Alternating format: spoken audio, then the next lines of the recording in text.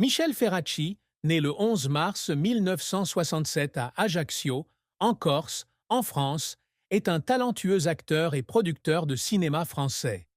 Avec son visage masculin, ses yeux profonds et son jeu naturel, il s'est imposé à travers des rôles dans Les Apaches, Des Hommes et Le Mohican.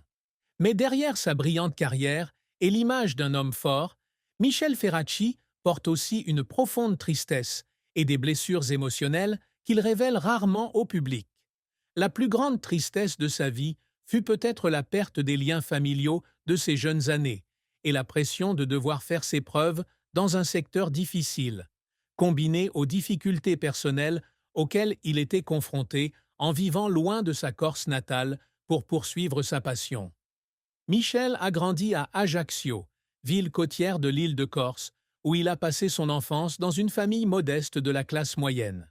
Ses parents, bien que cela ne soit pas spécifiquement mentionné dans sa biographie, étaient peut-être des ouvriers ordinaires.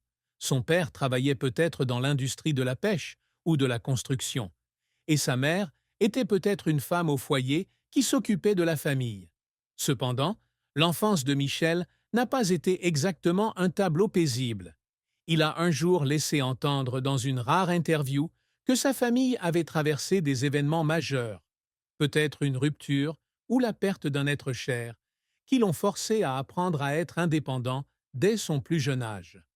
La séparation affective ou géographique d'avec sa famille, lorsqu'il quitta la Corse pour commencer une carrière à Paris, fut peut-être une blessure initiale, une tristesse persistante qu'il porta avec lui toute sa vie. La plus grande tristesse de Michel se concrétise à travers les échecs initiaux auxquels il a été confronté dans sa carrière.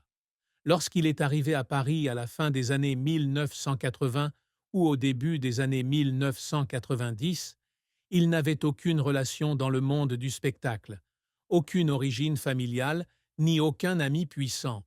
Il a occupé divers petits boulots, de serveur à préposé aux coulisses, pour joindre les deux bouts en attendant les auditions. La solitude d'un Corse au cœur du Paris glamour, combinée au refus au casting, a pu le conduire à des moments de désespoir.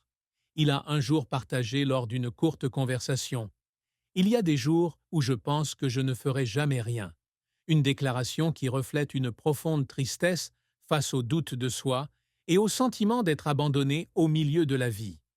La tristesse de Michel peut également être liée au traumatisme de sa vie personnelle avant de rencontrer Émilie Dequesne, la femme qu'il a épousée en 2014. Il a deux fils d'un précédent mariage ou d'une précédente relation, dont les détails ne sont pas connus publiquement, et la rupture de cette relation, quelle qu'en soit la raison, peut lui avoir laissé des sentiments de culpabilité et de regret. Être loin de ses enfants dans leurs premières années, alors qu'il était occupé par son travail à Paris, aurait pu être une grande tristesse dont il n'a jamais parlé. La plus grande tristesse de Michel Ferracci est peut-être la combinaison des pertes: famille, patrie et occasions manquées, ainsi que le fardeau d'un homme qui doit toujours être fort pour surmonter l'adversité et s'affirmer dans un monde impitoyable. La carrière de Michel Ferracci a été un long et inspirant voyage, depuis ses débuts difficiles à Paris jusqu'à son statut d'acteur et de producteur respecté dans le cinéma français, avec des rôles mémorables dans des œuvres allant des films d'art à la télévision commerciale. Il a commencé sa carrière non pas avec des rôles principaux tape à l'œil, mais avec des emplois en coulisses et de petits rôles secondaires dans des films français au début des années 2000. En tant qu'homme originaire de Corse, Michel n'avait pas les avantages initiaux de beaucoup de ses collègues à Paris. Pas de relations, pas de famille dans l'industrie, juste de la passion et une volonté farouche de réussir. Le premier succès de Michel survient vers 2009 avec son rôle dans Le Mac de Pascal Bourdieu, une comédie d'action où il montre son talent naturel d'acteur et son style corse caractéristique. Mais sa plus grande percée dans la carrière est son rôle de Bati dans Les Apaches, 2013, de Thierry de Peretti, un film sélectionné pour la quinzaine des réalisateurs au Festival de Cannes. Ce rôle, un Corse pris dans une spirale de violence et de vengeance, lui apporte la reconnaissance de la critique et du public et l'impose comme un nouveau visage prometteur du cinéma français. Depuis, il enchaîne les grands projets comme Colt 45, 2014, de Fabrice Duvels, Chez nous, 2017, de Lucas Belvaux et des Hommes, 2020, film labellisé Cannes, où il incarne un vétéran avec de la profondeur.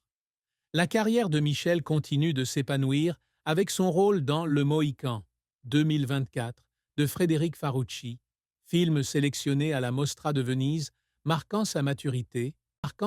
En tant qu'acteur principal, il a également coproduit plusieurs projets, comme Inestimable, 2023, d'Éric Fraticelli, démontrant ainsi ses capacités multitâches dans l'industrie cinématographique. À la télévision, il impressionne avec ses rôles de Maury dans Capitaine Marlowe, 2019, Pierre-Ange Rossi dans Le Temps est assassin, 2019, et Adrien Leblanc dans Profilage, 2020, démontrant sa polyvalence dans l'équilibre entre le cinéma et la télévision.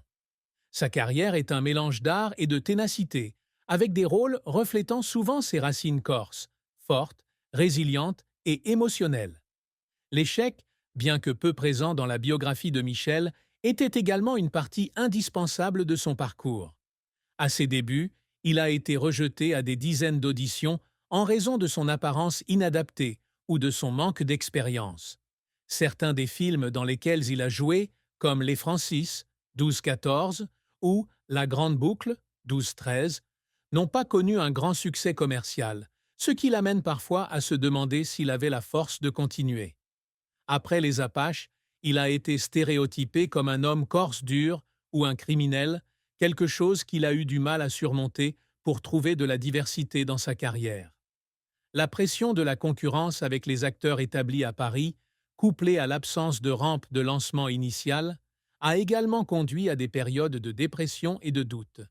Les efforts qui le faisaient pleurer étaient les moments où il mettait tout son cœur et toute son âme dans son travail. Pour préparer son rôle dans Des Hommes, Michel a passé des heures à rechercher les souvenirs des vétérans français de la guerre d'Algérie, à rencontrer des gens qui ont réellement vécu la guerre, et il a dit un jour qu'il y avait des moments où il pleurait parce qu'il ressentait la douleur de son personnage. Lors du tournage du Mohican, il a dû apprendre à dépeindre le trouble intérieur d'un homme pris dans un conflit familial, et il y a eu des jours où il a fondu en larmes d'épuisement après de longs tournages. Le rôle de Bati dans Les Apaches était également un grand défi, car il devait recréer la cruauté et la tristesse d'un Corse trahi. Il a dit un jour « J'ai pleuré non seulement à cause du rôle, mais parce que je me suis vu dedans ». Cette persévérance, même avec des larmes, lui a permis de construire une carrière fière, d'un Corse inconnu à un visage familier sur les écrans français. Michel Ferracci n'est pas quelqu'un qui poursuit aveuglément la gloire ou les récompenses, mais il a toujours des objectifs clairs qu'il s'efforce constamment d'atteindre. Pour lui, la réussite n'est pas seulement la reconnaissance du public ou des collègues, mais aussi la capacité à surmonter les difficultés pour s'affirmer et apporter la fierté à sa terre natale, la Corse. Dès le début de sa carrière, il s'est fixé pour objectif de devenir un véritable acteur, sans compter sur la chance ou les relations, mais sur le talent, la patience et la passion pour l'art. L'une des plus grandes réussites qu'il aspire est la reconnaissance des critiques et du public internationaux. Ses rôles dans Les Apaches et Le Mohican témoignent de son ambition de se faire un nom au-delà des frontières françaises. Il a déclaré un jour dans une brève interview qu'il voulait laisser une empreinte sur le cinéma, même si elle n'était que petite. Un objectif qu'il a atteint en apparaissant dans des festivals de cinéma prestigieux tels que Cannes et Venise. Bien qu'il n'ait pas remporté de prix individuel majeur comme un César, sa présence dans des films acclamés par la critique est une réussite significative, surtout pour quelqu'un qui ne vient pas de Paris ou d'une famille d'artistes. Michel a également toujours cherché à s'affirmer comme un artiste polyvalent, ne se limitant pas au rôle d'homme corse-corse.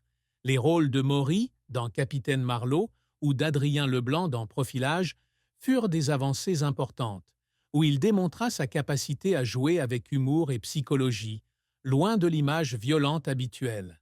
Il a déclaré qu'il souhaitait essayer davantage de genres, de la comédie au drame, pour prouver qu'il pouvait faire plus que ce que les gens attendent. Cette réussite n'est pas seulement un titre, mais la liberté créative à laquelle il aspire, quelque chose qu'il a progressivement atteint grâce à ses choix diversifiés de rôles au cours de sa carrière. De plus, Michel souhaite être une source d'inspiration pour les jeunes, notamment la communauté corse et ceux venant de régions éloignées.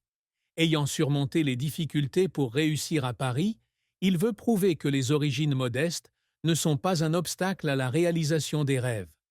Il collabore régulièrement avec des réalisateurs corses tels que Thierry de Peretti et Éric Fraticelli, souhaitant porter la culture corse au grand écran. Pour lui, la plus grande réussite pourrait être lorsque la prochaine génération le regardera et verra qu'elle aussi peut aller loin, quelques sauts